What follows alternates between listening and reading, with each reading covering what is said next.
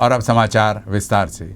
महाराष्ट्र के राज्यपाल भगत सिंह कोश्यारी अपने कई बयानों से खासा चर्चा में रहे हैं। हाल ही में उनके द्वारा दिए गए एक वक्तव्य को लेकर खासा विवाद हो रहा है। अपने इस बयान में राज्यपाल ने कहा था कि मुंबई से अगर गुजराती और राजस्थानी चले जाए तो इस शहर से आर्थिक राजधानी का मान छिन जाएगा। उनके इस बयान को लेकर न सिर्फ महाविकास आघाड़ी सरकार बल्कि सरकार में शामिल सीएम शिंदे के गट ने भी तीखी प्रतिक्रिया दी है। पहले सुनिए आखिर राज्यपाल ने क्या कहा।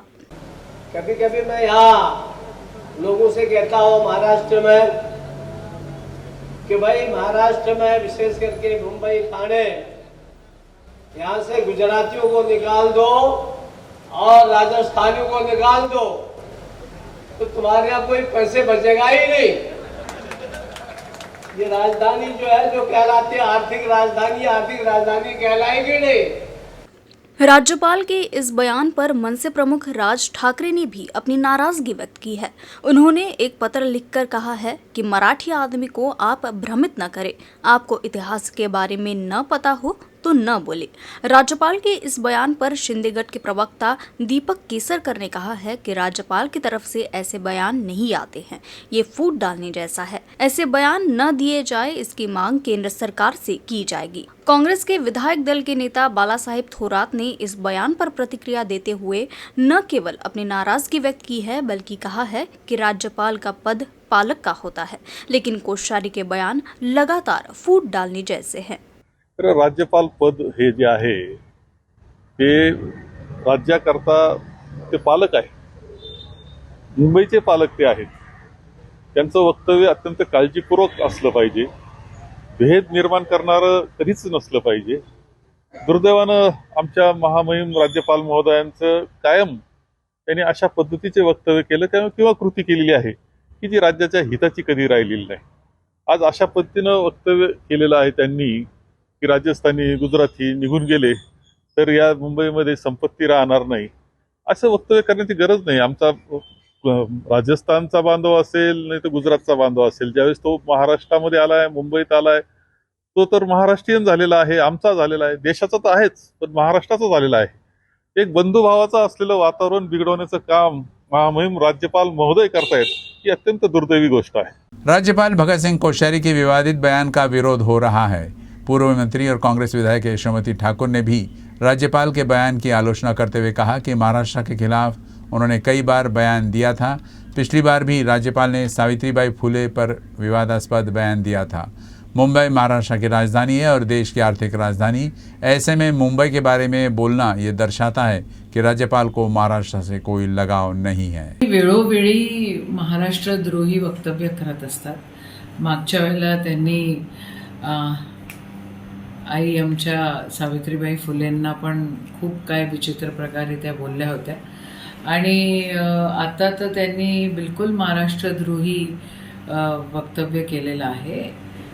मुंबई ही महाराष्ट्राची राजधानी आहे आणि मुंबईमध्ये गुजरात आणि राजस्थानचे काय अख्ख्या महाराष्ट्रातले आणि अख्ख्या जगभरातले लोक त्या ठिकाणी राहतात। तर मुंबईच्या वर्क कल्चर तुम्ही जर बघितलं असेल तर संकटकाळी त्या ठिकाणी सगळी लोक एकत्र येत असतात, सगळे हातात हात पकडून रस्त्यावर मदतीला येतात। राज्यपालांना अशी कुरघोडी करायची सवयच आहे। माझं मत असं आहे की त्यांना काही महाराष्ट्राबद्दल जिव्हाळा किंवा आपुलकी नाही आहे आणि राष्ट्रपतींनी त्यांना खरं इथून दुसरीकडे त्यांची ट्रान्सफर करावी, कारण ज्या व्यक्तीला महाराष्ट्राबद्दल प्रेमच नाही, महाराष्ट्राबद्दल काही ते आपुलकीच नाहीये, ती व्यक्ती महाराष्ट्राचं भलं कसं काय करणार। अमरावती विभाग में महिलाओं और युवतियों के लापता होने की संख्या दिन ब दिन बढ़ती ही जा रही है। अमरावती विभाग के 5 जिलों में 3 महीने में 812 महिलाएं और युवा लड़कियां लापता हो गई है। अमरावती, बुल्ढाना, अकोला, वाशिम, यवतमाल के 5 जिलों में 3 महीने में 812 महिलाएं और युवा लड़कियां लापता हो गई हैं। महाराष्ट्र में लापता महिलाओं और युवा लड़कियों की संख्या दिन ब दिन बढ़ती जा रही है, जबकि कई लोग तो परिवार की प्रतिष्ठा खराब न हो इसके लिए शिकायत दर्ज कराने से बचते हैं, इसलिए इनके आंकड़े सामने नहीं आए। लेकिन जिन लापता युवतियों और महिलाओं के लापता होने की शिकायत दर्ज कराई गई, उनके आंकड़े भी चौंकाने वाले हैं। इनमें से कुछ युवतियां और महिलाएं घर लौट आई है, जबकि अनेक का अभी तक कोई भी पता नहीं चल पाया है। पुलिस इन युवतियों और महिलाओं को ढूंढ रही है। सिर्फ अमरावती जिले में मई, जून और जुलाई के 3 महीनों में 272 महिलाएं और युवतियां लापता हुई हैं, जिनमें से 175 ग्रामीण क्षेत्र तो 97 शहरी क्षेत्र की है। इन सभी के घर छोड़ने का अलग अलग कारण है। वैसे अमरावती जिला ग्रामीण पुलिस अधीक्षक अविनाश बारगल ने बताया कि 50% महिलाएं जो गुस्से में घर छोड़कर चली जाती है वो वापस आ गई है। महिला मिसिंगची मुख्य कारण म्हणजे घरातून रागाने निघून जाणे किंवा कोणी आमिष देऊन ते जर त्यांच्याबरोबर जाणे, अशा प्रकारची ही कारणे आहेत. काही असे की प्रेम प्रकरणातूनही निघून जाणे, अशा प्रकारची मिसिंग होण्यामागे ही महत्त्वाची मेजर कारणे आहेत. तर आपण अमरावती ग्रामीणचा आढावा घेतला मिसिंगचा, तर अशा प्रकारची कोणतेही अशा प्रकारची घटना किंवा अशा प्रकारचा कोणता प्रकार झाल्याचे अजून अद्यापर्यंत निष्पन्न म्हणजे आपल्या लक्षात आलेलं नाही, निदर्शनास आलेलं नाही. भले ही 50% महिलाएं वापस आ गई हैं, लेकिन बाकी की 50% महिलाएं अभी भी लापता है। वैसे अमरावती जिले की कुछ महिलाओं को मानव तस्करी के लिए इस्तेमाल किया जाता था, इसलिए समाज सेविका रजिया सुल्तान ने पुलिस से महिलाओं युवतियों के लापता होने के बढ़ते मामलों को देखते हुए मानव तस्करी से जोड़कर भी जांच पड़ताल करने की सलाह दी है। त्यांच्या माहितीप्रमाणे 18 वर्षाच्या वर आहे, आमची जबाबदारी संपली आणि म्हणून मला असं वाटते की हरवलेल्या बायका, लापता बायका आपण जर पाहिलं वृत्तपत्र उघडून किंवा मीडियाच्या बातम्या पाहिल्या तर हरवलेल्या महिलांची सध्या संख्या सुद्धा तेवढीच आहे आणि लावारिस प्रेतांची महिलांची वाढती संख्या ही सुद्धा तेवढीच आहे। या महिलांच्या लापता होण्याला, मिसिंग होण्याला खूप सगळी कारण आहे, पण मला असं वाटते की संसारात असलेली पुरुषी मक्तेदारी ही सुद्धा त्याच्यामध्ये एक कारण, अनेक कारणापैकी एक कारण असू शकतं। बढ़ती महंगाई और जीएसटी के खिलाफ विपक्ष ने मोर्चा खोल दिया है। अमरावती में एनसीपी के नेतृत्व में केंद्र सरकार के खिलाफ जोरदार आंदोलन किया गया। कांग्रेस का कहना है कि केंद्र की मोदी सरकार के कार्यकाल में आम लोगों को बुरे दिनों का सामना करना पड़ रहा है। राष्ट्रवादी कांग्रेस पार्टी ने आरोप लगाया है कि सब्जियों और अन्य सामान की कीमतों के कारण गृहिणियों का बजट गिर गया है। घरेलू सिलेंडर गैस भी आसमान छू रही है। अब समय आ गया है कि चूल्हे पर खाना पकाया जाए। चूंकि खाद्य पदार्थों और स्कूल की आपूर्ति पर भी जीएसटी लगाया गया है, इसलिए इन वस्तुओं की कीमतों में भी जबरदस्त वृद्धि हुई है। बढ़ती महंगाई और जीएसटी का असर आम लोगों पर भी पड़ा है, इसलिए अमरावती में एनसीपी की ओर से राजकमल चौक पर आंदोलन किया गया। जीएसटी लावलेला आहे की गॅस असो, जीवनावश्यक खाद्य वस्तू असो की आणखी कुठल्या सगळ्या वस्तूवरती जीएसटी लावून महागाईचं जे धोरण त्यांनी आखलेलं आहे तो त्रास कमी करण्याच्या दृष्टीने ही महागाई कमी करावी, जीएसटी कमी करावा यासाठी या ठिकाणी आंदोलन छेडण्याचं ठरलेलं आहे। मी भारत सरकारच्या की महागाईच्या विरोधात त्यांनी महागाई कमी करून जनतेला न्याय देण्याच्या संदर्भातला कार्य केलं पाहिजे। घोषणा देताना तुम्ही निवडणुकीत उभे असताना अनेक घोषणा केल्या की भाव कमी करू, पेट्रोल डिझेलचे भाव कमी करू, परंतु आज जे परिस्थिती या मागच्या 10 वर्षाच्या कालखंडात निर्माण झालेली आहे ही परिस्थिती अतिशय लोकांना त्रासदायक ठरलेली आहे, अडचणीची ठरलेली आहे। म्हणून आपण या ठिकाणी राष्ट्रवादी काँग्रेस पक्षाच्या वतीने राज्यभर आंदोलन होत आहे। त्या धर्तीवरती आज अमरावती शहर राष्ट्रवादीच्या निश्चितपणे देश आणि राज्य रसातळाला जात असते।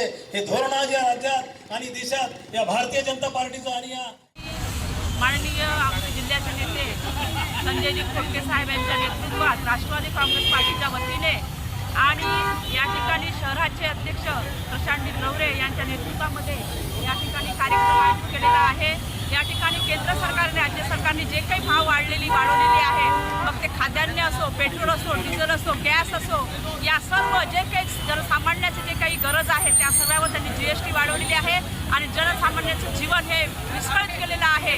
त्यांच्या जीवनाशी ते खेळत आहे। अशा या सरकारचा आम्ही निषेध करतो आणि म्हणून या ठिकाणी केंद्र सरकार, राज्य सरकारचा आम्ही महागाई विरोधात निषेध करतो। कारण की या जीएसटीमुळे आणि केंद्र शासनाच्या धोरणामुळे सामान्य माणसाचं जीवन जगणं कठीण झालेलं आहे. अन्नधान्यावर GST लावलेला आहे, शिक्षणावर GST आहे, सर्व गोष्टीवर GST लावल्यामुळं सामान्य आणि मध्यमवर्गीय लोकांचं जीवन कठीण झालेलं आहे. त्या विरोधात राष्ट्रवादी काँग्रेस पक्षाने त्या आदेशानुसार आणि सामान्य जनतेला त्याचा दिलासा मिळावा, कारण की हे जे सरकार आहे, केंद्र शासनाचं सरकार असो की आता नव्यानं आलेलं हे महाराष्ट्र सरकार असो, हे सामान्याचं जीवन दिवसेंदिवस कठीण होत चाललेलं आहे आणि सामान्य माणसाला या पुढच्या काळ सुकर व्हावा म्हणून हे जन आंदोलन उभं राहिलं पाहिजे. यासाठी हे आज प्रायोगिक तत्वावर आमचं धरणे देण्याचं आंदोलन आहे आणि यानंतरच्या काळामध्ये आम्ही तीव्र आंदोलन छेडणार आहे. कारण की आपण पाहिलं आहे की या विदर्भामध्ये आत्ता जवळपास 1 महिना सारखा पाऊस चालू आहे. आपल्या विदर्भात गडचिरोली असो, चंद्रपूर असो, वर्धा असो, अमरावती असो व महाराष्ट्रातल्या इतरही भागामध्ये जवळपास या शेतकऱ्यांचं जीवन कष्टमय झालेलं आहे, आत्महत्या वाढलेल्या आहे. परंतु 1 महिना झालं या सरकारनं कोणताही निर्णय शेतकऱ्यांसाठी घेतलेला नाही आणि त्यांचं जीवन सुकर केलं नाही. आज जवळपास 1 महिना झाला शेतीतला मजूर जो आहे तो कामावर जाऊ शकत नाही आहे, कारण की शेतीमध्ये पाणीच पाणी आहे, त्याच्यामुळं कोणी त्यांना कामावर बोलवत नाही आहे. अशा परिस्थितीमध्ये त्यांचं जीवन कठीण झालेलं आहे, परंतु त्याच्यावरही राज्य शासनाने कोणताही निर्णय घेतलेला नाही. या सर्व गोष्टीसाठी आज आम्ही राष्ट्रवादी शहर काँग्रेसतर्फे हे आंदोलन छेडले. हे आंदोलन केव्हापर्यंत राहणार आहे आणि यानंतरचं पुढचं पाऊल काय राहणार आहे आपलं? आजचं आंदोलन आमचं हे 2 तासाचं आंदोलन आहे. आम्ही इथे नारे आणि निषेध म्हणून हे आंदोलन करणार आहोत आणि पुढच्या काळामध्ये या सर्व आंदोलनामध्ये सामान्य जनता जी आहे, शेतकरी जे आहे, त्या सर्वांना सामील करून मोठं आंदोलन छेडण्यात येईल या निमित्तानं आपल्याला सांगतो. अमरावती शहर के गाड़गियानगर क्षेत्र में बहुत घनी आबादी है। इस इलाके में निर्माण कार्य चल रहा है और इस जगह से लाखों रुपए की मुरुम बिना किसी की अनुमति के 25 से 30 फुट गड्ढा खोदकर निकाला गया है। निर्माण के उद्देश्य से जो गड्ढा खोदा गया है वह 25 से 30 फीट गहरा है, जबकि इसके लिए खनन विभाग या तहसील कार्यालय से उचित अनुमति नहीं ली गई है। ऐसे में संबंधित द्वारा किए गए निर्माण और आम नागरिकों को होने वाली असुविधा को रोकने की मांग की गई है। इस संबंध में प्रशासन तहसीलदार को एक निवेदन दिया गया। संबंधित मामले के संबंध में जल्द कार्रवाई करने का आश्वासन दिया गया है। राणा दंपति ने अमरावती जिले के हजारों मेधावी छात्रों और MPSC और CA परीक्षा में मेधावी उम्मीदवारों को सम्मानित किया। विधायक रवि राणा और सांसद नवनीत राणा ने अमरावती के संत ज्ञानेश्वर सांस्कृतिक हॉल में कक्षा 10वीं और 12वीं के मेधावी छात्रों और उनके माता पिता और शिक्षकों को सम्मानित किया। साथ ही MPSC और CA परीक्षाओं में मेधावी उम्मीदवारों को भी सम्मानित किया। राणा दंपति ने मेधावी छात्रों की कड़ी मेहनत की सराहना करने और उन्हें उज्जवल भविष्य के लिए मनोबल बढ़ाने की पहल की है। प्राऊडली म्हणत असते रवीजी, असं नाही आहे पुरुषनी मला सपोर्ट नाही केला, पुरुषनी मला खूप सपोर्ट केला, पण महिला ज्याची पाठीशी असते तो इतिहास घडवते आणि अमरावती इतिहास घडत आलेली आहे आणि पुढे सुद्धा अमरावती इतिहास ते माझे रूपाने असो की तुमचे रूपाने असो, आम्ही इतिहास घडवला पाहिजे आणि देशात आणि पूर्ण विश्वामध्ये आपण आपलं नाव अमरावतीचं मोठं केलं पाहिजे. तेवढीच blessing I can give. And all 4 people who achieved topper in CA Chartered Accountant, I just wish you all the luck. You will become big and you have achieved already. You've started the achievements. विदेशामध्ये गेल्यानंतर तुम्ही जर गेले तर तुम्हाला विदेशी लोक कधी मोबाईलवर कंटिन्यू दिसणार नाही. ते लोक कामापुरतंच मोबाईलचा वापर करतात, पण विदेशातून आलेला हा मोबाईलचा नाद आपल्याला वेळा केलेला आहे त्यांनी. म्हणजे मला तर असं वाटतं की त्या मोबाईलमुळं आपण आईवडिलाला गुड मॉर्निंग म्हणत नाही किंवा आईवडिलांना भेटत नाही किंवा कुठल्या प्रकारचे मित्र आपण बनवत नाही, पण सकाळपासून संध्याकाळपर्यंत मोबाईलमध्ये राहतो. मला आपल्याला एवढंच सांगणं आहे की व्हॉट्सअपचा जो ग्रुप आहे किंवा आपलं ट्विटर आहे, ट्विटरचा जो मालक आहे तो एशियामधला 3rd लार्जेस्ट माणूस आहे. म्हणजे आपण ट्विटरवर किंवा व्हॉट्सअप फेसबुकवर जे दिवसभर राहतो आपण भिकारी बनून जाऊ, पण त्याचा मालक करोडपती झालेला आहे. ब्रेक के बाद आपका फिर स्वागत है। कौशल विकास, रोजगार व उद्यमिता विभाग की प्रमुख सचिव मनीषा वर्मा ने सुझाव दिया है कि महिलाओं में प्रशिक्षण के बाद रोजगार पाने और आर्थिक रूप से सक्षम बनाने के बारे में सकारात्मकता पैदा की जानी चाहिए। उन्होंने कहा कि प्रशिक्षण अवधि पूरी करने के बाद रोजगार मिलने तक महिला प्रशिक्षकों को लगातार परामर्श दिया जाना चाहिए।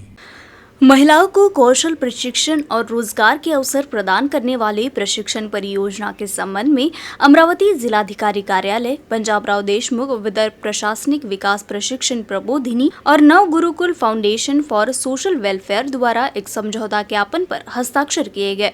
अमरावती और नागपुर विभाग में जीवन विकास कार्यक्रम के लिए आकांक्षा कौशल के तहत कार्यक्रम का आयोजन किया जा रहा है।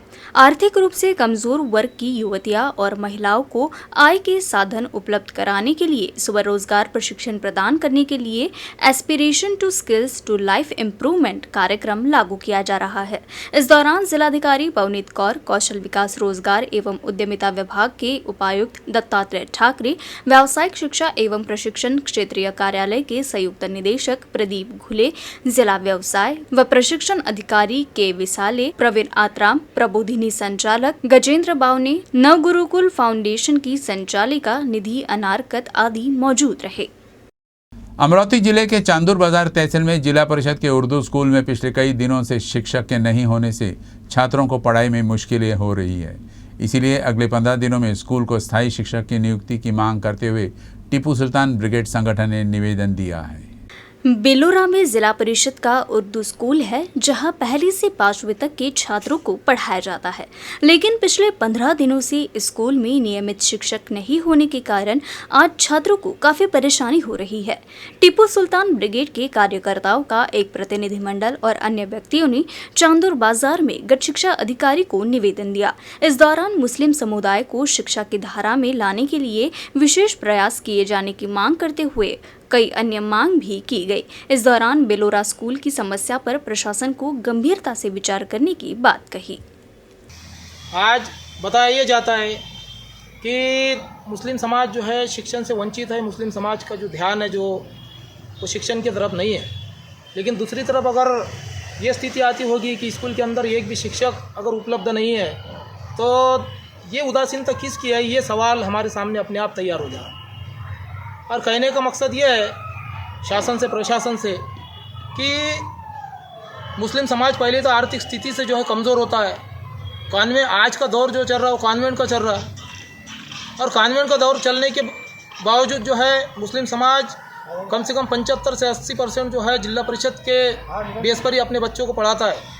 अगर जिला परिषद का बेस अगर इतना कमज़ोर हो तो मुस्लिम समाज के बच्चों के भविष्य के साथ एक तरीके से खिलवाड़ हो रहा है, यही इस पर से साबित होगा। इसी को लेकर जो है यहाँ पे हम आज पंचायत समिति चांदूर बाज़ार जो है यहाँ पे गढ़ शिक्षणाधिकारी इनसे जो है विस्तार अधिकारी इनसे मिले और हमने जो है अपनी जो समस्या मांगनी जो है बताई। अमरावती जिले के दरियापुर तहसील के 2 शहरों और 156 गांवों की जलापूर्ति योजना के तहत येवदा और नंदुरुन के 36 गांवों में पानी की आपूर्ति के संबंध में और ग्रामीणों की विभिन्न समस्याओं को हल करने के लिए महाराष्ट्र जीवन प्राधिकरण के मुख्य कार्यकारी अभियंता को निवेदन दिया गया था। साथ ही चेतावनी भी दी गई कि मांग पूरी नहीं होने पर क्रांति दिन पर आंदोलन किया जाएगा। दरियापुर तहसील के येवदा और नंदरुन के 36 गांव में पानी की आपूर्ति के संबंध में और ग्रामीणों की विविध समस्याओं को लेकर पूर्व राज्य मंत्री बच्चू कडू ने भी अधिकारियों के साथ बैठक की थी, लेकिन अभी तक ग्रामीणों की समस्या और शुद्ध पेयजल की आपूर्ति नहीं होने से नाराज होकर प्रहार संगठन ने तीव्र आंदोलन की चेतावनी दी है। असंख्य अडचणी समस्या असल्याबाबत त्या सोडवण्याबाबत जीवन प्राधिकरणाचे कार्यकारी अभियंता श्री साळुंके साहेब, सीई साहेब, उपअभियंता यांच्याकडं निवेदने सादर केले आणि निवेदनाच्या अनुषंगाने 9 ऑगस्ट रोजी आंदोलनाचा इशारा देण्यात आला। तर तत्पूर्वी या बैठकीचे आयोजन करण्याबाबत सुद्धा एक पत्र दिलं। त्या पत्राच्या अनुषंगाने कार्यकारी अभियंता बैठकीसाठी उपस्थित नसल्यामुळे या कार्यालयात फक्त उपअभियंताच उपस्थित होते, त्यामुळे बैठकीचं आयोजनास आम्ही नकार दिला आणि चर्चा करण्यास सुद्धा नकार दिला आणि संबंधित वरिष्ठ पदाधिकारी या बैठकीला उपस्थित नसल्यामुळे सदर आलेल्या बैठकीतील लोकांनी या कार्यालयाचा निषेध केला आणि बैठक रद्द केली। अमरावती महानगर पालिका चुनाव के लिए शुक्रवार को ओबीसी आरक्षित सीटों का ड्रॉ निकाला गया। 98 सीटों में से 26 सीटें ओबीसी वर्ग के लिए आरक्षित की गई है। पुन्हा मी युक्ता राजेश उसरेकीला बोलावतो चिठ्ठी काढण्याकरता।